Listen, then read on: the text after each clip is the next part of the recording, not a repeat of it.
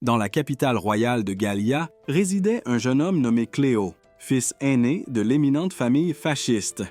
Après avoir terminé ses études à la prestigieuse Académie royale, la meilleure du royaume, Cléo pensait être sur la voie de devenir l'héritier de la famille. Cependant, son père lui annonça la nouvelle choquante que Cléo était renié par la famille fasciste. Le père de Cléo expliqua qu'une famille distinguée comme la leur n'avait pas de place pour quelqu'un sans qualité notable, se demandant si Cléo avait déjà obtenu la première place pendant ses années d'école. Incapable de répondre, Cléo fut poussée au sol par son père, ce qui l'amena à reconnaître la vérité dans les paroles de son père malgré ses efforts assidus pour trouver ses forces. Dès son plus jeune âge, Cléo excellait dans la magie, l'escrime et diverses autres compétences, mais il n'a jamais obtenu la première place dans aucune entreprise. Son père lui offrit des fonds de voyage et lui ordonna de quitter la capitale royale le lendemain, une demande que Cléo accepta à contre-cœur. Le lendemain matin, les domestiques remirent bien de l'argent à Cléo. Les objets signes qu'il a reçus lui ont semblé ordinaires, sans l'écusson familial dont il avait toujours dépendu. Errant dans la ville sans but, Cléo se demanda pourquoi il devait partir et décida finalement de rester dans la ville. Cléo se demanda s'il y avait un endroit à Gallia où il pourrait vivre librement et poursuivre ses désirs, choisissant d'appliquer les compétences qu'il avait acquises à l'académie pour recommencer à zéro. Prenant une pose de super-héros spectaculaire, Cléo arriva à la guilde des aventuriers, espérant se libérer des contraintes de son éducation noble. L'environnement chaotique lui était inconnu, mais il s'approcha de la réceptionniste et s'inscrivit avec succès comme aventurier. Cléo s'aventura dans une grotte à la périphérie de la ville où la guilde l'avait informé de la présence d'un monstre. Au plus profond, il rencontra un dragon massif prêt à attaquer. Alors que le dragon déchaînait son souffle de feu, Cléo leva la main et le dévia sans effort avec de la magie défensive. Se préparant à contre-attaquer sans son épée, Cléo s'appuya sur ses compétences magiques. Bien qu'il ait souvent perdu contre son amie d'enfance Liliana lors de concours de magie, il avait maîtrisé des sorts avancés. Face aux écailles blindées du dragon, Cléo opta pour la magie explosive, curieux des dégâts qu'elle causerait. Cléo lança un sort explosif, initialement incertain, mais décapitant finalement le dragon. Il repéra des cristaux, à base de magie laissés derrière, se rappelant que la guilde les échangeait contre de l'argent. Après d'autres batailles, Kokyo vainquit 15 démons, 8 hydres et un dragon. Prenant quelques cristaux, Cléo retourna à la guilde, ignorant qu'une silhouette encapuchonnée l'observait. Émerveillé par le paiement substantiel et recevant une carte American Express noire, la faim de Cléo lui rappela qu'il n'avait pas déjeuné. Il visita un café de femmes de chambre pour satisfaire à la fois son appétit et ses caprices personnels. Cléo brandit rapidement sa carte noire, désireux d'acheter toute la nourriture que 5 pièces d'or pouvaient se permettre, surprenant la serveuse alors qu'il attendait sa commande. Une mystérieuse silhouette encapuchonnée s'approcha pour demander à s'asseoir avec Cléo, se présentant comme Kin et s'enquérant du nom de Cléo, bien que Cléo choisit de taire son nom de famille. Après avoir partagé un verre, Kin demanda si Cléo partait à l'aventure en solo, ce à quoi Cléo admit qu'il était un novice. Kin proposa qu'il fasse équipe, une offre que Cléo trouva intéressante, car la plupart des groupes étaient déjà complets. À ce moment-là, la serveuse arriva avec la commande massive de Cléo, étonnant les deux hommes Kin par sa taille, assez pour nourrir un géant comme Gorlock, le destructeur, pendant des années. Le duo s'aventura de nouveau dans la grotte pour affronter un monstre redoutable. Kin assura à Cléo de sa force, suggérant qu'il aurait pu être un mage royal dans une autre vie. La mention du mage royal évoqua des pensées de Liliana. Et quand Kin interrogea la classe de Cléo, Cléo sembla perplexe. Kin, remarquant l'épée de Cléo, anticipa avec impatience de voir un mage manier l'escrime au combat. Cléo, cependant, doutait qu'il puisse répondre aux attentes déesses de Kin, n'ayant jamais été le meilleur dans quoi que ce soit. Ils localisèrent bientôt le roi démon qu'ils cherchaient et Kin ordonna à Cléo de rester inaperçue. Cléo rampa pour distraire le monstre, permettant à Kin de préparer une frappe magique puissante. Le monstre rugit, lançant des boules de feu sur Cléo, qui évita habilement chacune d'elles et sauta par-dessus, signalant à Kin d'attaquer.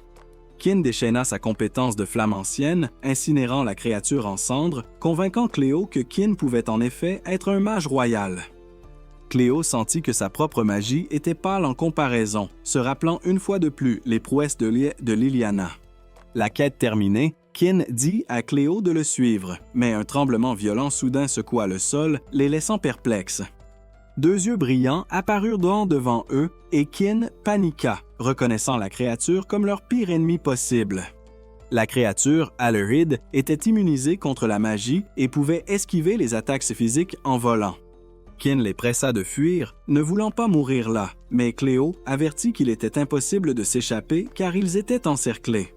Cléo ordonna à Kin de rester immobile et de lancer de la magie défensive pour se protéger contre les flèches. Prenant une profonde inspiration, Cléo déclara que son escrime n'était qu'en deuxième position par rapport à la plus grande au monde. Et alors que le monstre tirait plusieurs flèches, il coupa habilement chacune d'elles. Cléo chargea le monstre, fendant son arc en deux et frappant l'œil sur son front. Incertain si être le deuxième meilleur épéiste suffirait, il continua à se battre, motivé par le besoin de sauver son ami. Ken, témoin de la domination de Cléo, se sentait inférieur en comparaison. Cléo porta un coup final coupant le dernier monstre en deux dans une explosion. Se tenant tout au milieu d'un tas de bases de monstres, il vérifia la sécurité de Kin, ignorant que Kin lui jurait maintenant loyauté et gratitude. Pendant ce temps, le père de Cléo dit à Liliana qu'il ne faisait qu'exécuter les ordres de la maison du duc, admettant que c'était sa seule erreur. Liliana critiqua vivement le père de Cléo, le traitant d'idiot pour avoir chassé son propre fils. Elle exigea qu'il commence immédiatement à chercher Cléo, menaçant qu'en tant que princesse, elle assurerait la chute de sa maison s'il refusait. Retournant dans ses appartements, Liliana s'allongea sur son lit de camp, se demandant pourquoi de tels événements se déroulaient et résolut d'attendre le retour de Cléo pour le moment. Déterminée à ne pas laisser Cléo oublier, Liliana jura de le tenir à la promesse qu'il lui avait faite ce jour-là. Quelques jours plus tard, Kin salua joyeusement Cléo, lui demandant quelle quête il devrait entreprendre. Cléo, reconnaissant la loyauté de Kin, s'interrogea sur le changement dans son comportement. Depuis leur bataille avec les Lyrids, l'attitude de Kin avait considérablement changé. Et ce matin-là, il déclara respectueusement que les elfes jurent d'une loyauté à ceux envers qui ils ont une grande dette, une coutume que Cléo trouva légèrement ennuyeuse, mais crut qu'il s'y adapterait avec le temps. Soudain, Cléo entendit une femme frappante aux cheveux noirs au bureau de la réceptionniste, affirmant qu'elle recherchait un garçon nommé Cléo, réputé être le meilleur épéiste de la guilde, et demandant un duel avec lui. Intriguée, Cléo s'approcha d'elle, lui demandant où elle avait entendu dire qu'il était le meilleur épéiste. Après un moment de réflexion, elle révéla Kin comme sa source, incitant Cléo à réaliser que son ami avait répandu la rumeur. Après avoir confronté Kin pour sa langue bien pendue, la femme se présenta comme Elio, déclarant son ambition de devenir le plus grand épéiste du monde. Cléo se présenta comme Dan, et avant qu'Elio ne puisse approfondir, il attrapa Kin et commença à partir, l'informant qu'ils avaient des affaires à régler. Il confia à Kin que bien qu'il puisse être légèrement au-dessus de la moyenne, il souhaitait éviter une attention excessive car il n'était pas vraiment le meilleur épéiste. Lorsque Kin tenta de s'excuser, Cléo lui serra l'épaule, l'exhortant à être plus prudent pour éviter les idées fausses sur ses capacités. Cela rappela à Cléo à quel point il était presque impossible de revendiquer la première place dans la ville, car surpasser celui qui la détenait, nommé vice-capitaine des Chevaliers royaux, était une tâche intimidante. Pendant leur jour d'école, Cléo subit des humiliations répétées, incapable de défier le meilleur épéiste en tant que deuxième meilleur. Leur discussion franche fut interrompue lorsqu'Elio réapparut, s'adressant à lui en tant que Dan et lui demandant s'il avait terminé ses affaires.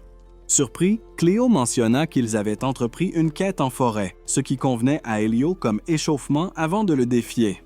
Elle l'appela ensuite par son vrai nom, Cléo, et il répondit distraitement, ne réalisant que plus tard qu'elle avait découvert sa véritable identité. Elio demanda rapidement un duel, laissant Cléo frustrée par sa propre erreur de s'être exposée.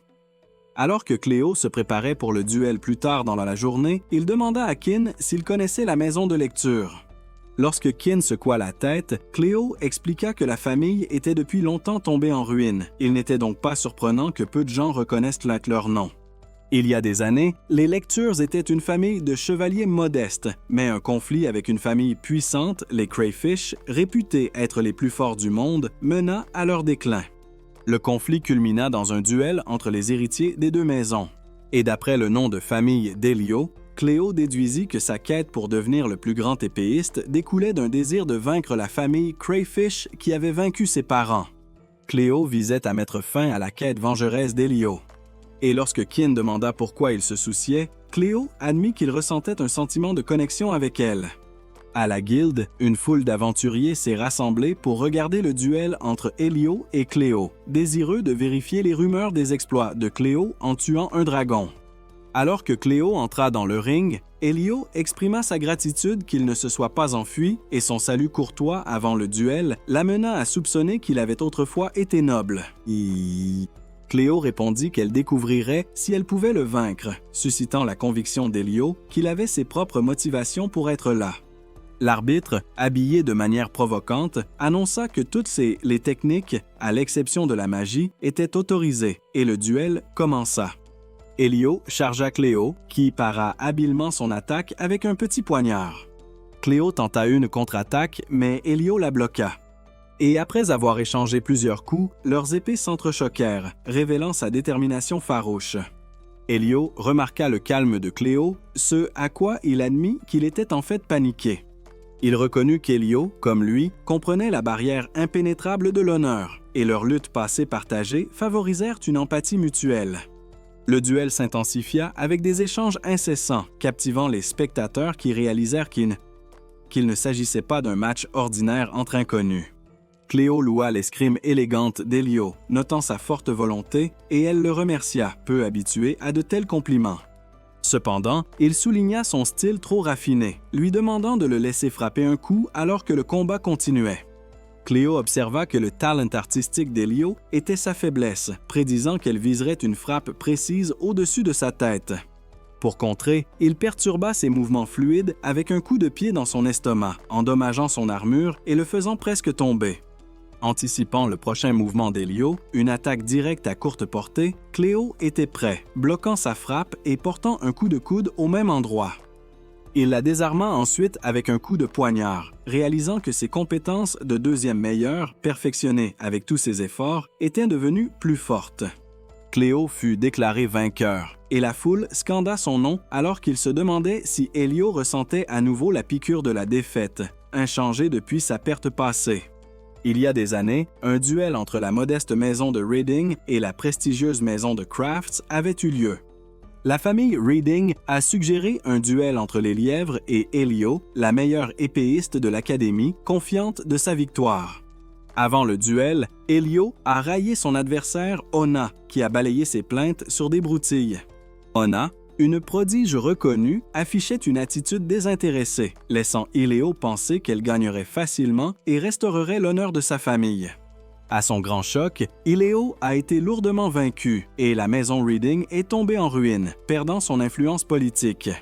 Dépouillés de leur noblesse, de leurs biens et de leur maison, Elio a subi un tourment incessant de sa famille, blâmée pour leur déshonneur.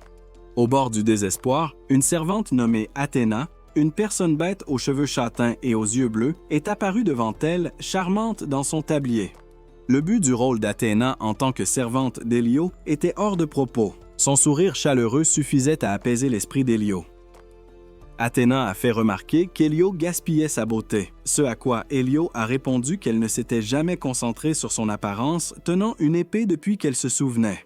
Peu impressionnée, Athéna a insisté pour qu'Elio, en tant que femme, prête attention à son apparence dans les jours à venir. Athéna a sculpté une place spéciale dans le cœur d'Elio et a coiffé ses cheveux, améliorant sa beauté. Après avoir qualifié Elio de femme la plus stupéfiante, Athéna a dit qu'elle n'avait qu'à la remercier et s'est détournée. Quand Elio a demandé, Athéna a partagé qu'Elio lui rappelait sa jeune sœur de sa ville natale, surprenant Elio car Athéna parlait rarement de sa vie personnelle. Intrigué, Elio a demandé le nom de sa sœur, désireuse d'en savoir plus. Athéna a joyeusement révélé que sa sœur s'appelait Rina, et Elio a noté que Rina lui ressemblait à sa propre petite sœur. Confuse, Athéna a demandé ce qu'elle voulait dire, et Elio a clarifié qu'Athéna était comme une petite sœur pour elle aussi. Cela a remonté le moral d'Athéna, et elle a déclaré que puisqu'elle avait coiffé les cheveux d'Hélio, elle était la grande sœur. Quelques jours plus tard, avec la permission du père d'Hélio, Athéna a emmené Hélio dehors, insistant pour qu'elle ne reste pas recluse dans l'entrepôt tous les jours à Akka, la ville où il se trouvait. Les habitants portaient des kimonos, et comme c'était une occasion spéciale, Athéna a proposé d'en acheter un pour Hélio. Hésitant à porter des vêtements aussi accrocheurs, l'attention d'Hélio a été attirée par une pince à cheveux qu'elle pensait pouvoir porter. Voyant son expression, Athéna a décidé de l'acheter. Athéna a acheté les pinces à cheveux pour elles deux, notant qu'elles étaient maintenant assorties. Elle a également dit à Hélio qu'elle connaissait ses difficultés passées et l'a assuré que ce n'était pas de sa faute, l'exhortant à partager sa douleur avec elle. Hélio désirait que la journée avec Athéna dure éternellement, regrettant plus tard de ne pas avoir exprimé ses sentiments. Un jour, remarquant le retard inhabituel d'Athéna, Hélio est sorti et a aperçu des hommes masqués et des hommes masqués. Sentant leur omniprésence, elle a déduit qu'il s'agissait d'agents secrets.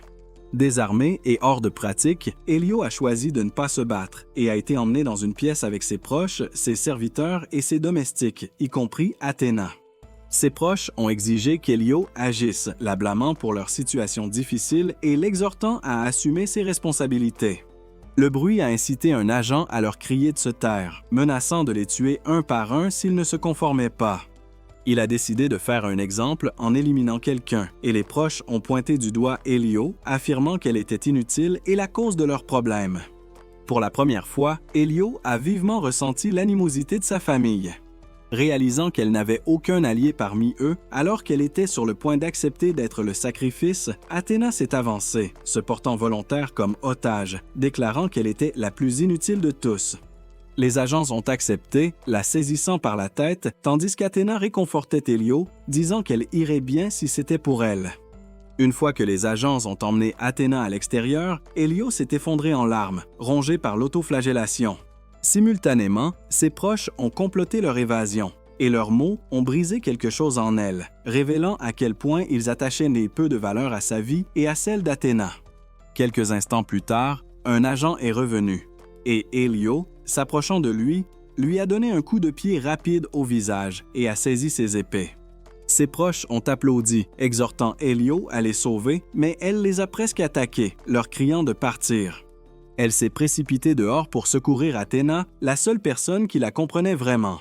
Rattrapant les autres agents, Hélio les a éliminés un par un.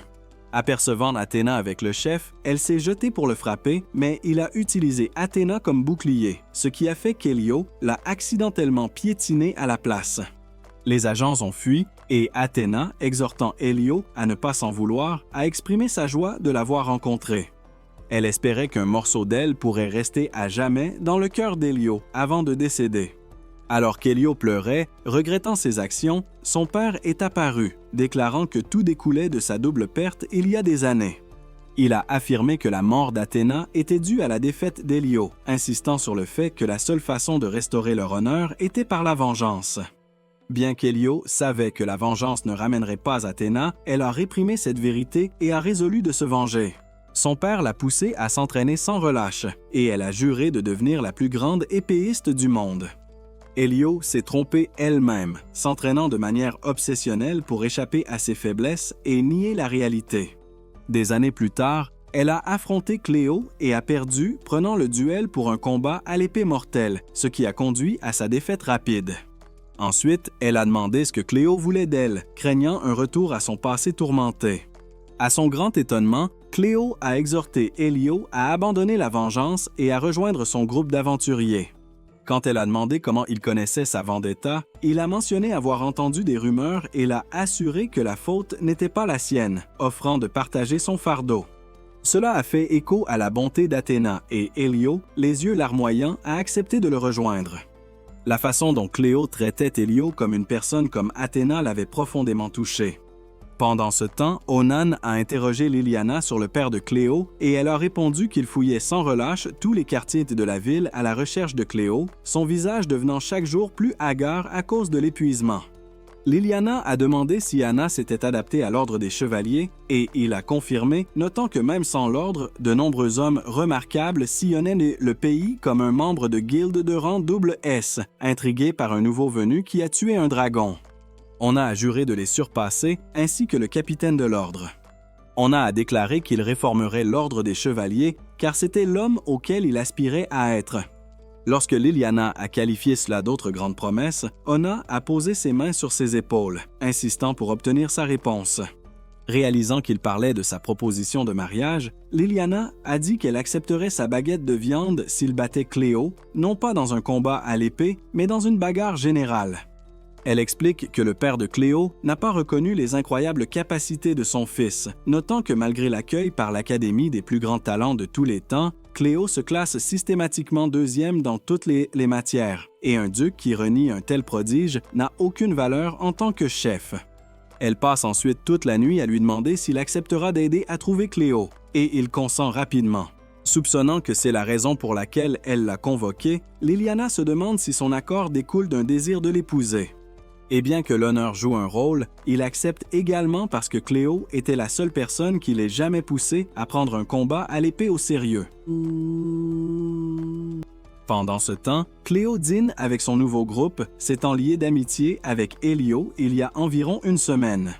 Il admire son maniement de l'épée, estimant que dans un pur duel à l'épée, il n'est pas sûr de qui aurait triomphé. À ce moment-là, Keen mentionne qu'ils ont besoin d'un autre membre pour leur groupe, quelqu'un de compétent en soutien au combat. Cléo doute que quiconque veuille rejoindre un groupe de novices obscurs comme le leur. Cela provoque des regards vides des autres et Elio l'informe que les rumeurs ont rendu Cléo assez connu. La première rumeur prétend qu'il a rejoint la guilde et a immédiatement vaincu un dragon et il attire l'attention en collectant un grand nombre de bases magiques. Il a également participé à plus de duels depuis son match avec Elio. De plus, chaque fois qu'il visite le restaurant, il régale tout le monde. Cléo se demande si sa générosité accable le restaurant et suggère d'en discuter avec la guilde quand, soudain, on entend un grand homme crier sur une jeune fille. Sentant des ennuis, Cléo regarde la fille essayer de répondre, mais l'homme fracasse une table et exige qu'elle ne réplique pas. Un client tente d'apaiser la situation en rappelant à l'homme que Cléo régale tout le monde, l'exhortant à s'amuser, mais l'homme lui dit de se taire et le frappe au visage, stupéfiant Cléo et Keen. L'homme se retourne ensuite vers la fille, menaçant de lui apprendre par la douleur si elle ne peut pas comprendre ses mots. Alors que l'homme s'apprête à la frapper, Cléo s'interpose rapidement devant elle, lançant son sort défensif le plus puissant. Cependant, le coup de poing de l'homme fait trembler le sort, en voyant Cléo s'écraser contre un mur. La fille s'inquiète pour Cléo, tandis que l'homme affirme que sa désobéissance a causé des dommages involontaires. Il met au défi quiconque d'autre de prendre la parole. Elio apparaît soudainement, mais il esquive facilement son attaque surprise, la laissant stupéfaite. Il saisit ensuite le bras d'Elio, la jette au sol et l'avertit de ne pas se mettre en travers de son chemin. Cléo, cependant, déclare qu'il s'interposera, refusant de le laisser blesser une jeune fille. Son bras saigne pour avoir dévié le coup et Cléo se souvient avoir utilisé plus de mana pour bloquer cette attaque qu'il n'en avait utilisé pour combattre un dragon auparavant. L'homme demande si Cléo sait qui il est, l'avertissant de ne pas se mêler des affaires des autres. Il explique que la fille lui a désobéi malgré son rôle de chef, mais elle rétorque qu'ils auraient dû battre en retraite et se soigner, se demandant pourquoi il avait ordonné une charge. L'homme insiste sur le fait qu'en tant que chef de groupe, tout le monde n'est que son pion. Il ajoute que peu importe combien meurent, ils sont remplaçables. Posant sa main sur la tête de la fille, il note qu'elle est la seule à se plaindre. Cléo intervient à nouveau, saisissant sa main et demandant si c'est tout ce que les amis signifient pour lui. Lorsque l'homme dit à Cléo de ne pas s'en mêler, Cléo le met au défi de se battre et demande à prendre la fille, ne voulant pas la laisser, avec quelqu'un qui a l'intention de lui faire du mal. Le grand type éclate de rire et demande à Machi ce qu'elle décide, mais elle reste silencieuse. Sans autre option, il ordonne à Cléo de le rencontrer sur la place publique demain matin, l'avertissant de ne pas fuir. Plus tard à l'auberge, Cléo admet qu'il ne pensait pas clairement pendant l'incident. Et lorsque Keen s'enquiert de ses blessures, Cléo dit qu'elle a au guéris un chat. Bien que son sort de guérison soit à peine efficace en tant que premier soin. Cléo regrette d'avoir impliqué Kin et Hugh dans ce gâchis et s'enquiert d'une blessure à la jambe, qui la balaie en disant que c'est mineur comparé à la blessure de Cléo. Cain avertit alors Cléo qu'il s'est attaqué à la mauvaise personne. Gowon, une figure notoire de la capitale royale, connu comme le seul aventurier de rang S. Autrefois membre de la maison d'Elius dans la capitale, Gowon a été renié par son père en raison de sa nature agressive et hautaine. Gon a gravi rapidement les échelons de la guilde, gagnant en notoriété en embrassant pleinement ses tendances viotres et ses sauces violentes. Ken se demande pourquoi il maltraiterait ses propres coéquipiers, tandis que Cléo se sent mal à l'aise, perplexe face à la décision de Gon de les laisser prendre Machi jusqu'au duel. On frappe à la porte. Machi remercie Cléo de l'avoir aidé. Cléo s'excuse, mais Machi insiste. Gowon avait tort. Elle veut aider, disant qu'elle est mage guérisseuse et soignera ses blessures. Elio lui dit de soigner Cléo d'abord et la met en garde contre le surmenage. Machi prend une inspiration et commence à soigner Cléo. Son mana est immense et incontrôlable. En quelques secondes, Cléo s'est guérie. Le groupe applaudit. Kin pense que Gowon ne veut pas perdre Machi, mais Cléo sent que QQ sige cloche. Cléo dit à Machi qu'elle n'a pas à s'excuser. Gowon ne l'aurait pas frappé. Elio demande ce qu'il veut dire. Cléo explique que le coup ne l'aurait pas touché. Gowon voulait juste l'effrayer. Il ajoute qu'il s'est retenu, un coup pareil aurait dû faire plus de dégâts. Cléo pense qu'il cache QQ-ish et demande à Machi si elle a remarqué QQ-ish d'étrange. Elle est d'accord. Cléo ajoute que Gowon ne voulait pas lui faire de mal et a sûrement abandonné ses camarades pour la protéger. Il y a dit que Goen est une brute, mais Machi la reprend. Goen l'a recueillie et ferait tout pour la protéger.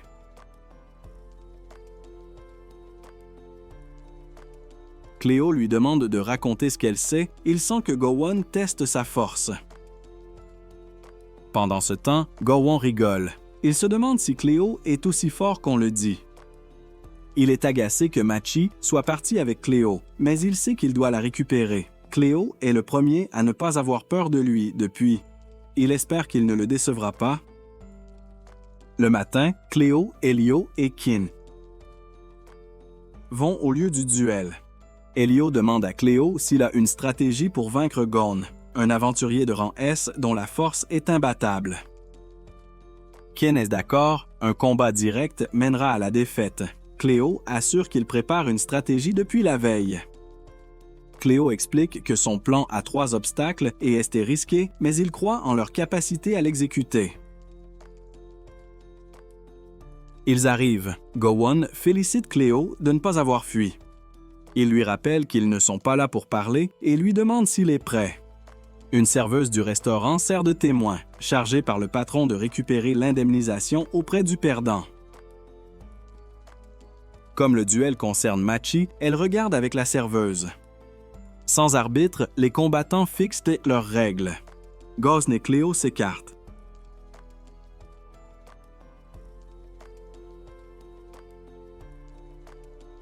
Gosn dit qu'il ne perdra pas, Cléo répond que c'est à lui de le dire.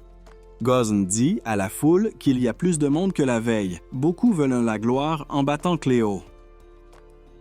Il reconnaît l'infériorité numérique, mais ayant choisi le lieu, il a sûrement un plan pour bloquer les issues. Cléo agit en premier, lançant un sort que Gowon juge trop faible. Cléo crée un écran de fumée qui aveugle tout le monde. Un bruit attire l'attention. Elio court sur le champ de bataille, traînant son fourreau pour marquer le sol. Il réalise qu'elle forme un cercle magique. Quel est le plan du mage? Ken utilise son mana pour ériger un mur. Gowon rit, il voit qu'ils veulent un avantage numérique, mais Kin ne tiendra pas longtemps.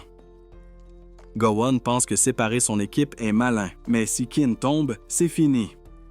Le deuxième défi de Cléo est de neutraliser la hache de Gowon. Gowon balance sa hache. Cléo se demande s'ils peuvent protéger Chishmashwane. Protéger Kin. Cléo leur dit d'approcher Gowon, il manque de temps à cause de la magie de Qin. Les deux chargent Gowon, bloquant ses coups et évitant ses avancées. Cléo remarque la portée de la hache, mais Elio la trouve plus lente que prévu. Elle pense pouvoir le gérer seule. Cléo tente de l'arrêter, mais Gowon la frappe avec le dos de sa hache. Elio insistait, disant à Gowon qu'il n'était pas le seul à se retenir au restaurant. Elle charge à nouveau, encore plus vite. Gowon bloque son attaque. Cléo a une ouverture, mais ils sont repoussés. Gowon frappe à nouveau et l'épée d'Elio se brise. Il s'effondre près de Qin, Gowon peut cibler le mage.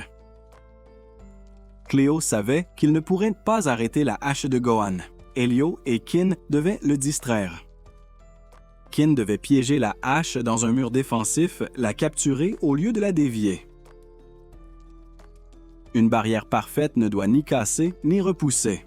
Cléo n'a pas pu le faire, mais Qin a réussi avant que Gowon ne reprenne son arme. Elio frappe la main de Gowon, le blessant assez pour qu'il la lâche. Cléo lance un sort pour geler la hache. Gowon ne pourra pas la récupérer pendant le combat. Gowon trouve ça amusant, Cléo a utilisé un sort pour capturer des gens ou des monstres. Qin approche de sa limite et l'épée d'Elio est cassée, elle est inutile. Cléo répond que ce n'est pas grave, ses amis le soutenaient juste. Ce duel est entre Cléo et Gowon. Elio se demande si Cléo peut gagner. Il se sous-estime souvent. Pendant qu'ils discutaient du plan, elle a vu une détermination unique dans ses yeux. Machi voit que Gowon a affronté beaucoup d'ennemis, mais l'approche de Cléo est différente. Gowon utilise la colère et la peur pour vaincre ses adversaires, mais Cléo semble apprécier le combat. Machi pense qu'il cherchait un rival comme lui. Cléo pense que Gowon cache Kyuko Eish à Machi. Il a dû commencer à spéculer après avoir appris sa situation. Gowon dit qu'il ne pourrait rien savoir de Machi parce qu'elle ne sait rien. Il révélera la vérité si Cléo le bat. Il lui dit de l'attaquer de toutes ses forces s'il veut savoir. Cléo réalise qu'il doit se donner à fond pour vaincre le meilleur. Qin pense que Cléo pourrait vaincre Gowon en utilisant le même pouvoir qu'il a montré lors de leur première rencontre, mais il doit maintenir le mur jusqu'à ce qu'il montre sa vraie force. Gowon donne un coup de poing, mais Cléo le voit à temps et l'évite de justesse. La foule est stupéfaite et Machi dit que c'est le vrai pouvoir de Gowon. Cléo atterrit sur des débris et active la première forme de sa compétence d'expert. Il saute sur Gowon, le frappe avec sa dague, mais est repoussé. Sa première forme est dépassée. Gowon lui donne un coup de pied et le frappe avec un coup de poing. Cléo active la troisième forme, ce qui lui permet d'arrêter le coup de poing imparable de Gowon. Gowon est impressionné, il appelle ça le mode super guerrier. Cléo dit que les meilleurs élèves de sa classe peuvent faire ça, mais ils ne maîtrisent pas les techniques de niveau divin. Les compétences d'expert sont des techniques avancées. Il y a des compétences encore plus élevées, mais Cléo n'a pas encore maîtrisé une compétence d'expert. Elles sont risquées car elles mettent le corps à rude épreuve, mais il doit les utiliser pour vaincre Gowon. Gowon tentait un autre coup de poing, mais Cléo l'évite facilement. Cléo tranche le bras de Gun avec sa dague, mais Gun riposte avec un coup de poing dans le ventre. Cléo tente un coup de pied au visage, mais Elio observe qu'ils sont à égalité et dit à Qin de tenir le mur. Gowon rit, il a trouvé quelqu'un d'aussi remarquable que Cléo et est reconnaissant de l'affronter. On s'est moqué de son apparence, sauf Nikki, une femme qui l'aimait. Il l'avait mise en garde contre cette vie dure, mais elle avait fui ses racines aristocratiques. Gowon a fabriqué une amulette pour sa fille, mais sa femme est morte et son village a brûlé. La perte qui le hante le plus est la disparition de sa fille. L'esprit de Gowon s'est éteint jusqu'à ce qu'il retrouve sa fille qui portait toujours l'amulette qu'il avait fabriquée.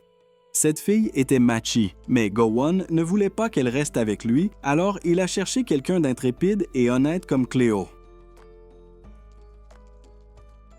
Cléo ne peut tenir sa compétence d'expert que 10 secondes. S'il ne porte pas un coup décisif, sa prochaine action décidera de l'issue du duel. Kin épuise son mana et s'effondre. La barrière disparaît. Cléo charge Gowon, visant avec sa dague. Gowon s'attend à un coup d'épaule, mais Cléo change au dernier moment et le poignarde à l'estomac. Du sang coule, la foule est choquée. Gowon est satisfait. Il retire la dague et dit à Cléo que personne ne lui fera de mal maintenant. Il se déclare vaincu. Machi est sa fille, la seule lumière dans sa vie sombre. Cléo demande pourquoi Gun veut mourir alors que Machi a besoin de lui. Gowon dit qu'il a gâché la vie de Machi. Cléo est comme elle. Il ne la laissera pas subir le même sort. Il ajoute qu'il n'est pas la personne dont Machi a besoin et la confie à Cléo et lui demande de prendre soin d'elle et s'effondre. Son équipe panique. Cléo dit à Kin que Gowon s'est poignardé à nouveau. Cléo dit qu'ils ne peuvent pas le laisser mourir. Il s'excuse auprès de Machi. Il n'a pas le temps de gérer ses émotions. Même s'il doute de ses sentiments, son seul but est de sauver Gowon. Bien décidé à ce que ça ne finisse pas comme ça, il dit à Machi qu'ils sauveront son père ensemble. Machi se précipite vers son père et Cléo prévient que la blessure de Gowon est grave, qu'il saigne beaucoup et qu'il faut agir vite. Il complimente Machi sur ses talents de guérison, mais note qu'ils ne sont pas encore parfaits. Quand Machi doute de sa capacité à le sauver, Cléo l'encourage, disant que leurs efforts combinés pourraient-on sauver son père. Kin explique que la magie implique de comprendre, construire et appliquer, mais Machi a du mal avec la construction, ce qui limite la moitié de son mana. Cléo propose de gérer son mana, lui demandant d'utiliser ses pouvoirs normalement. Les hommes de Gowon doutent que Machi puisse arrêter le saignement, affirmant que même le grand saint n'y parviendrait pas. Cléo, cependant, pense que la guérison de Machi rivalise avec celle de Marin, le grand saint. Machi commence sa guérison, et bien qu'Elio trouve cela impressionnant, Kain pense que c'est insuffisant. Les hommes de Gowon se rallient derrière elle, l'encourageant comme la seule qui peut sauver leur chef.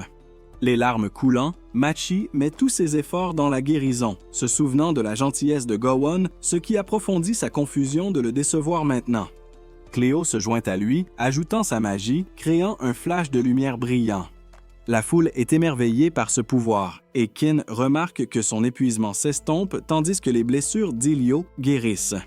Même les cicatrices de bataille des hommes de Gowon disparaissent. La magie combinée de Cléo et Machi a une force de guérison extraordinaire, restaurant tout le monde à proximité. Kin rit, appelant Cléo remarquable. Et quand Elio demande une explication simple, il dit que Cléo guide le pouvoir de Machi pour maximiser son effet, rendu possible par son vaste mana et le contrôle instantané de Cléo. Cléo s'excuse auprès de Machi, notant qu'ils n'ont pas pleinement exploité son potentiel car il n'est que le deuxième meilleur en contrôle du mana. Pourtant, ils ont sauvé son père et Machi pleure de joie. Cléo dit qu'elle peut maintenant avoir des conversations sincères avec Gowon en tant que père et fille, et elle exprime sa profonde gratitude. Des mois plus tard, Cléo a tissé des liens étroits avec le cercle de Gowon. Cléo apprend que Gowon a recruté des parias locaux, leur promettant de meilleurs revenus s'ils rejoignaient son équipe. Il leur a toujours donné la récompense complète, disant qu'il l'avait méritée pour avoir protégé Machi. Maintenant, Gowon arrive, demandant si Cléo soigne à nouveau ses hommes, et Machi se joint à lui, saluant chaleureusement Cléo. Cléo lui dit qu'ils se dirigent vers la guilde. Gowon vérifie si elle a des médicaments de guérison, des herbes, une carte et des vêtements de rechange pour les urgences, mais Machi lui assure de ne pas s'inquiéter autant. Elle part pour la guilde avec Cléo, et Gowon lui conseille de rester en sécurité. Dans la salle du trône du château de Gallia, le père de Cléo s'agenouille devant le roi, s'excusant de ne pas avoir trouvé Cléo. Liliana le gronde, insistant sur le fait qu'il devrait chercher. Quand il implore la clémence, le roi note les étudiants talentueux de l'académie. Et bien que Cléo soit à la traîne derrière ceux qui ont des compétences divines, il était le deuxième meilleur dans toutes les matières, et le roi croit que Cléo peut bien servir la capitale royale. Le roi soupçonne qu'il y a un autre motif derrière les actions du père de Cléo envers son fils, mais le père de Cléo affirme qu'il n'a aucune explication. Le roi note que bien que les monstres se soient calmés après la défaite du roi démon, ils sont récemment redevenus actifs. Il prédit qu'une perturbation majeure frappera la capitale royale dans le mois, prévoyant un désastre. Quand Lilian demande pourquoi il ne l'a pas prévu plus tôt, le roi admet que son esprit vieillissant a des limites. Elle réalise que de nombreux chevaliers et aventuriers sont loin de la capitale, se demandant si elle et son groupe sont en danger. Cela accroît l'urgence de trouver Cléo. Soudain, Marin, la sainte du Nouvel Âge, entre et propose de prendre en charge la recherche de Cléo. Liliana proteste que cela ne concerne pas Marin, mais Marin rétorque qu'il est tout naturel d'aider le duc à retrouver sa fiancée disparue. Furieuse, Liliana exige de savoir qui Marin appelle sa fiancée, soulignant son point avec un geste théâtral. Marin précise qu'elle parle d'elle-même et de Cléo. Liliana rétorque que la famille royale n'a sanctionné aucun engagement, ce qui incite Marin à demander si Liliana dicte maintenant les fiançailles du duc. Le père de Cléo essaie d'exprimer sa gratitude pour leur soutien, mais Liliana rétorque que leurs efforts sont uniquement pour Cléo. Le roi demande à Marin si elle a des pistes sur l'emplacement de Cléo, et elle regarde le père de Cléo, remarquant qu'il est difficile de remarquer ce qui est juste devant vous. Liliana conclut que chercher à l'extérieur du royaume avec les efforts de Marin à l'intérieur devrait bientôt localiser Cléo, bien qu'elle reste anxieuse à propos du sentiment sinistre du père de Cléo. Pendant ce temps, à l'est de la capitale, Anna dort profondément jusqu'à ce que ses camarades le réveillent, l'avertissant d'urgence que des monstres les ont encerclés. Ailleurs, Cléo s'entraîne intensément, faisant des pompes et approchant de son millier. Gowon arrive en louant le dévouement de Cléo, et Cléo dit que c'est maintenant son habitude quotidienne. Gowon observe que la roche d'entraînement de Cléo est beaucoup plus grande qu'avant. Et après avoir fait 1000 pompes, Cléo jette le rocher vers le ciel, essayant de le trancher avec la limite de compétences expertes, mais échoue. Gowon glousse, disant que Cléo a encore beaucoup à apprendre, et Cléo admet que l'entraînement de Gowon, en particulier avec l'objet oiseau que Gowon lui a donné, est épuisant. Il ne s'attendait jamais à un tel épuisement de l'objet affaiblissant son corps et son mana. Gowon répond que rien d'autre n'explique les progrès rapides de Cléo. Gowon pense que Cléo pourrait bientôt le surpasser, mais Cléo en doute, manquant de confiance pour fendre le rocher même sans le bracelet affaiblissant. Gowon demande pourquoi Cléo est si pressée, et Cléo explique que leur duel lui a montré à quel point il a besoin de s'améliorer. Gowon rétorque que la gentillesse de Cléo, pas sa force, le retient car son manque de cruauté façonne ses limites. Gloria le rassure en disant qu'il est assez puissant, notant comment il a vaincu un monstre de rang S double en tant que débutant. Gowon partage qu'il a entendu parler des meilleurs étudiants de l'académie et estime que la seule différence entre eux et Cléo, c'est l'innocence de Cléo. Pendant ce temps, Alma se réveille, commentant sa sieste rafraîchissante, mais la jeune fille lui rappelle rapidement leur situation désespérée. Alma regarde autour de lui et se rend compte qu'ils sont entièrement encerclés par des ennemis. Alors que la situation devient tendue, Alma pense à une compétence qui pourrait aider et avertit tout le monde de baisser la tête. La jeune fille crie à tout le monde de se baisser et sans délai, Anna libère sa magistrale frappe d'épée illimitée, tranchant à travers chaque monstre autour d'eux. Ses coéquipiers sont étonnés qu'il ait éliminé tout le groupe avec un seul mouvement. Bien que la jeune fille s'attendait à une telle compétence du vice-capitaine, saluée comme un prodige, elle note que ces monstres ne lui sont pas familiers. Elle est soulagée qu'ils aient dissimulé leur approche, mais légèrement déçue de la facilité avec laquelle ils ont été vaincus.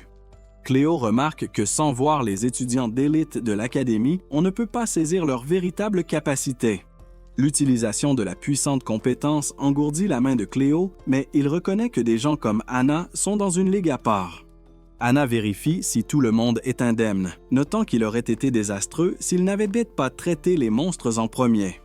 La jeune fille se demande pourquoi ces créatures ne correspondent pas à l'environnement local, et l'érudit de l'équipe explique que la roche composant ces monstres correspond à celle d'un donjon près du royaume. Ce phénomène inhabituel est nouveau pour lui, et il déplore que ces créatures puissent menacer le royaume si elles s'approchent. La jeune fille souligne que le royaume est vulnérable avec l'ordre des chevaliers absents et suggère de rentrer, mais Alma n'est pas d'accord. Il insiste sur le fait que le château est protégé par des guerriers qualifiés et qu'ils doivent remplir la mission du roi. Pendant ce temps, le Cléo de Gonobus a écourté son entraînement et demande s'il a des affaires urgentes à régler. Cléo explique qu'il a été submergé de demandes, y compris une nouvelle quête de la guilde qui nécessite une décision de groupe. Il rencontre donc son équipe à la fin. Gar se demande si cela est lié à la récente augmentation du nombre de monstres, soupçonnant qu'il devra explorer les profondeurs du donjon pour en trouver la cause. Cléo lui assure que c'est gérable car il s'y est déjà aventuré. Gar loue sa confiance, mais Cléo attribue cela à ses compagnons compétents, notant que l'ajout de Machu a rendu leur équipe exceptionnellement équilibrée. Sur ce, Cléo fait ses adieux à Gao et entre dans l'auberge, où il entend quelqu'un crier des jurons grossiers.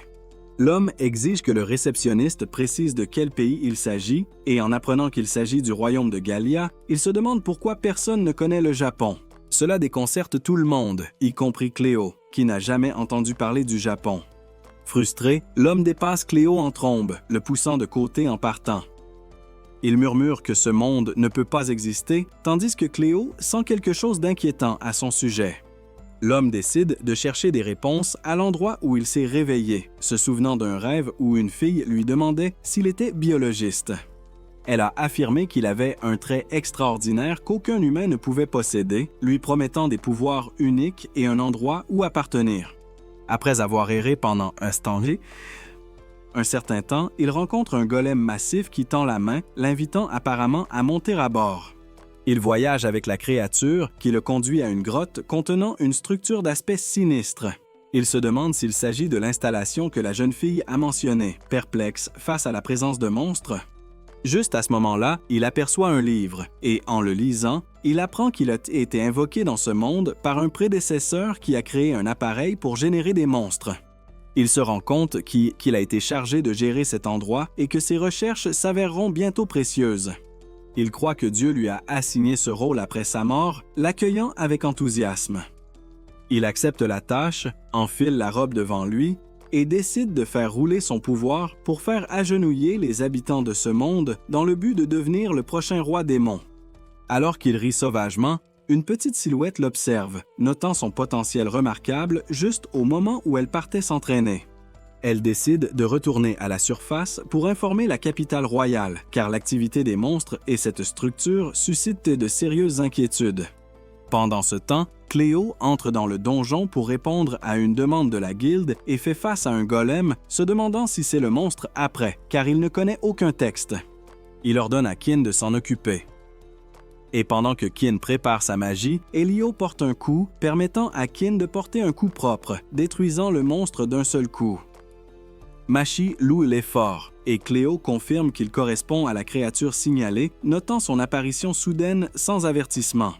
Après une inspection plus approfondie, Cléo découvre que les golems sont fabriqués à partir du même matériau que les murs du donjon, reconnaissant leur schéma d'attaque et leur conscience des aventuriers. Il ne comprend pas pourquoi ils ne se dissolvent pas en base magique. Soudain, le monstre attrape Machi, surprenant tout le monde. Bilu tente de lui couper la main, mais son épée ne tranche pas. Étonnée, elle voit la créature se régénérer. Cléa se demande si le monstre est invincible. La fille de tout à l'heure apparaît et le terrasse d'un coup, sauvant Machi. Elio est stupéfait de sa facilité à le détruire. Machi la remercie. La fille dit qu'il s'en est fallu de peu et salue Cléo. Ken demande si Cléo la connaît. Il la présente comme Linky, sa camarade et la meilleure en arts martiaux de leur académie.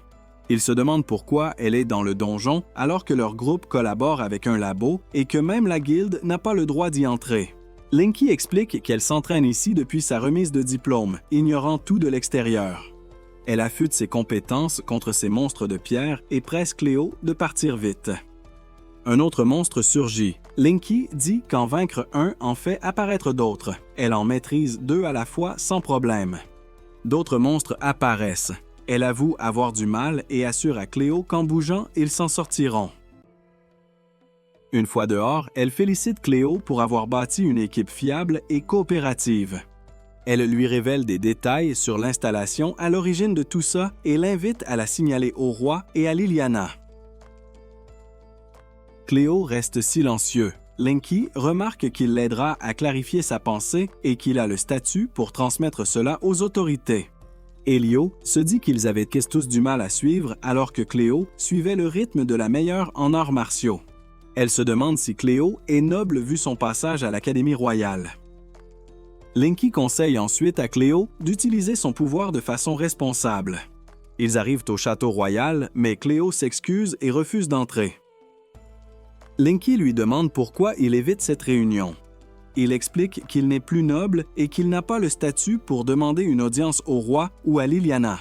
Linky réalise que beaucoup de choses ont changé en son absence. Faute de temps, elle part seule, conseillant à Cléo de fuir la capitale royale.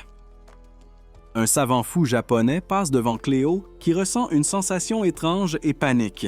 Il se demande ce qui cause ça. Le savant exige des gardes qu'il le laissent voir le dirigeant du royaume pour lui adresser ses salutations après son réveil. Les gardes, se moquant de son apparence, lui disent de partir. Frustré, il les prévient que le fait de le rejeter mènera le pays à sa destruction. Les gardes rient, disant que le roi n'a pas de temps à perdre avec les artistes de rue. Leur rire s'éteint quand les mains d'un golem sortent du sol derrière lui. Cléo observe que le savant semble contrôler les golems et se demande s'il compte attaquer les gardes, sachant que le temps presse. Cléo utilise rapidement une technique experte pour détruire les golems, ce qui stupéfait le savant. Il plaque l'homme au sol, l'avertissant qu'il franchit une limite et que quelque chose cloche chez lui. Le savant rétorque qu'ils le comprennent mal, affirmant qu'il est venu les avertir du sort du royaume. Il ajoute que s'il l'ignore, c'est la volonté de Dieu. Soudain, une autre main de golem émerge, attrape le savant et disparaît. Cléo pense que cet homme est à l'origine de la création des golems et presse les gardes d'avertir le roi d'une éventuelle attaque de la capitale. Les gardes mentionnent le retour prochain de l'ordre des chevaliers, ce qui fait paniquer Cléo. Il s'enfuit, réalisant qu'avec les forces de la capitale divisées, une invasion maintenant pourrait la détruire. Le savant retourne dans sa grotte, furieux que personne n'ait écouté ses avertissements malgré ses efforts. Il ignore leur refus, croyant qu'ils seront tous éradiqués de toute façon. Regardant un golem, il déclare qu'en combinant la recherche sur la régénération avec le pouvoir de son prédécesseur, il a créé un golem invincible. Le savant a maintenant créé environ 1000 golems et pourrait en produire davantage s'il le souhaitait. Linky se tient devant le roi et Liliana pour signaler les actions de cet homme. Cléo court aussi vite que possible. Il sait qu'il doit se dépêcher, car l'ennemi ne planifie pas stratégiquement. Il a l'intention de rejoindre son équipe et de rassembler des armes en premier. Il part avec eux, se rappelant qu'il retournait à l'auberge, ce qui le force à accélérer encore plus. Dans le même temps, les habitants de la capitale sentent le sol trembler et la main du golem sort de terre. Ses mains apparaissent non seulement là, mais aussi au restaurant et à la guilde. Comme prévu, l'une d'elles émerge devant Maki et les autres. La panique se répand alors que tout le monde fuit et le golem sème le chaos. Elio l'attaque, mais n'arrive pas à le toucher. Il crie à Sin que le torse est son point faible. Après que Kin ait frappé le torse, le golem se met en colère et leur lance des pierres qui manquent de peu Maki. Les larmes aux yeux, Maki regarde le golem écraser quelqu'un. Simultanément, un autre golem à la guilde écrase des aventuriers sans défense, car leurs armes et leur magie sont inefficaces. Cléo arrive, terrasse le golem et dit au groupe que le torse contient son noyau, les pressant de faire passer le mot sur cette faiblesse. Au château, un majordome se précipite pour informer le roi de la présence de golems dans la ville et que les gardes et les aides de Linky aident déjà. Il prévient que la capitale royale pourrait être détruite. Liliana réalise qu'ils doivent agir vite comme Linky l'a conseillé et sourit, remarquant que Cléo était là tout le temps. Liliana demande à Linky de ramener Cléo une fois le chaos calmé, mais Linky lui dit de rester concentré car c'est un moment grave. Le roi pense que sa technique experte a prédit cette crise et demande combien il y a de monstres et quels dégâts ils causent. Liliana dit qu'elle ne peut pas les sentir depuis la ville. Linky ajoute qu'ils ne connaîtront leur nombre exact qu'en les voyant. Liliana se demande si un chef contrôle les golems, car il semble trop tôt pour ceux que Linky a vus dans le donjon. Ils ne connaîtront la vérité qu'en les affrontant, ce qui implique d'attaquer le quartier général, un défi avec l'absence de l'ordre des chevaliers. Liliana veut se battre, mais le roi l'interdit. Les deux jeunes filles sont frustrées. Linky remarque la complexité de la situation, la fille du roi étant l'atout le plus fort du pays. Le roi demande à Linky s'ils doivent bien chercher un abri si l'armée ne peut pas réagir. Elle est d'accord, c'est l'option la plus sûre. Liliana rétorque qu'un abri n'est pas nécessaire, car les monstres ne ciblent pas le château. Elle remarque que l'attaque semble aléatoire, car ils auraient déjà franchi les portes si le château était l'objectif. Le meilleur plan est de compter sur les combattants de la guilde pour gérer les monstres. Cependant, la réaction de Cléo trouble Liliana, car il craignait la destruction de la capitale et a agi en conséquence. En tant que princesse, elle ordonne à Linky de trouver Cléo et de gérer la crise. Elle demande aussi à Linky si elle peut se concentrer sur l'aide à Cléo ou sur le sauvetage des citoyens. Linky accepte, mais pose une condition au roi, affirmant que quelqu'un comme Cléo, avec des connaissances tactiques pointues et une action rapide, indique que la situation est très grave. Pour la sécurité de la capitale, le roi doit être prêt à déployer l'atout le plus fort du pays, Liliana. Le roi a été gravement blessé pour avoir réprimé son mana afin d'éviter de nuire à la ville et serait mort sans la protection d'Elio. Léo est aussi gravement blessé et est le seul à pouvoir protéger Machi maintenant. Agon s'approche de Machi, mais une force puissante le frappe, révélant Gawain, qui dit qu'il savait que Machi était là depuis sa conversation du matin avec Cléo. Remarquant le Gohan menacer sa fille, il se déclare son adversaire. Gawain demande où est Cléo. Machi explique qu'il est allé au château avec un ami. Le Gollum commence à se régénérer. Gohan trouve ça problématique et se demande ce qu'il adviendra s'il y en a d'autres. À ce moment, Cléo arrive, les voit se battre et prévient que le Gollum va frapper. Gohan contre avec un coup de poing, maîtrisant le Gollum. Cléo conseille de détruire son torse pour arrêter la régénération. Gohan, lissant l'expression de Cléo, frappe le noyau du Gollum, le détruisant définitivement. Gohan demande une explication rapide. Cléo dit que quelqu'un attaque la capitale royale avec des golems créés artificiellement, probablement en nombre infini, et qu'ils doivent affronter le chef. Gohan note que le temps presse, mais mentionne un ami qui peut protéger le château. Cléo prévoit d'aider à l'évacuation des habitants, mais Gohan le presse d'affronter l'ennemi, car il est le mieux placé pour le gérer. Gohan dit à Cléo de ne pas se sentir diminué pour être le second et de lui laisser cette zone. Machi donne à Cléo la potion de guérison qu'il a demandée. Après l'avoir remercié, il réalise que c'est une tâche qu'il est le seul à pouvoir accomplir pour des amis qu'il est le seul à pouvoir sauver. Clair sur sa mission, Cléo court dans la direction opposée, criant sa confiance en son équipe. Il atteint bientôt le donjon où Linky l'attend. Il lui demande de le guider dans sa partie la plus profonde. Quand elle demande s'il peut libérer toute sa force, Cléo confirme qu'il s'est entraîné pour ça. Il casse son bracelet affaiblissant, même en sachant que ça pourrait être un piège. Cléo et Linky entrent dans le donjon. De nombreux golems apparaissent. Linky demande pourquoi ils n'ont pas attendu. Cléo explique que tant de golems condamneraient la capitale, car ils sont faits de sa roche et de son sol. Plus de golems signifie plus de trous dans le sol de la capitale, ce qui la fait s'enfoncer. Le donjon commence aussi à s'effondrer. Linky réalise qu'ils doivent attirer les golems ailleurs et frapper la base de l'ennemi. Cléa l'avertit d'être prudente car les golems excitent les monstres du donjon. Plusieurs monstres attaquent à la fois. Pendant que Linky gère les golems, Cleve utilise la magie pour éliminer le reste. Étant les seuls capables de se battre dans le donjon, Cléo est fière d'être le second dans de nombreuses compétences pour la Libéchodéché pour la première fois. Il suggère d'accélérer en utilisant des techniques expertes.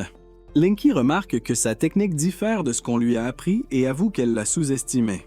Linky sait qu'ils ne peuvent pas vaincre les golems un par un et presse Cléo d'aller plus vite. Elle active sa technique experte, qui lui permet d'esquiver et de bloquer toutes les attaques, une technique qui a toujours rapidement humilié Cléo lors de leurs anciens combats. Elle loue sa nouvelle force et pense que leur rythme actuel leur permettra d'atteindre bientôt la base de l'ennemi. Pendant ce temps, Gauvin remarque que les golems apparaissent moins vite et se demande si c'est grâce à Cléo qu'il surnomme Petit Roi. Voir Gawain se battre lui rappelle sa force de rang S et elle réalise qu'elle a beaucoup à apprendre pour atteindre son niveau. Gawain l'appelle et lui tend une nouvelle épée puisque la sienne s'est brisée plus tôt. Il lui dit que la puissance et non la vitesse est le plus important dans ses frappes et qu'elle doit se concentrer uniquement sur la faiblesse de l'ennemi en se vidant l'esprit des distractions. Il donne des conseils similaires à Qin, lui disant qu'il réfléchit trop et qu'il devrait se détendre. Machi annonce qu'elle restera avec Gawain et demande à Qin et aux autres d'aider les aventuriers, ce qu'ils acceptent de faire. Au château, Liliana regrette de ne pas se battre, sachant qu'elle aurait facilement pu s'occuper des Golins, mais son père insiste pour qu'elle laisse cela aux soldats. Il lui dit d'être patiente car sa magie est trop forte et lui rappelle qu'elle est sa fille, qu'il veut garder près de lui. Cela donne à Liliana le sentiment d'être piégée par le contrôle de son père et lui rappelle sa promesse avec Cléo. Pendant ce temps, le scientifique remarque qu'il y a moins de golems, mais il n'y prête pas attention. Concentré sur l'expression de ses vieilles rancunes, Cléo et Linky le confrontent, et il reconnaît qu'ils ne sont pas des aventuriers ordinaires pour l'avoir atteint. Il réalise qu'il bloque les chemins pour empêcher les monstres de suivre. Alors que Cléo et Linky se moquent de sa faible installation, il les surprend en invoquant un autre monstre, révélant qu'il avait anticipé leur arrivée. Excités d'affronter cette nouvelle créature, Cléo et Linky se préparent à se battre. Le scientifique déclare qu'ils alimenteront ces créations, les qualifiant d'obstacles au plus grand désir du roi démon.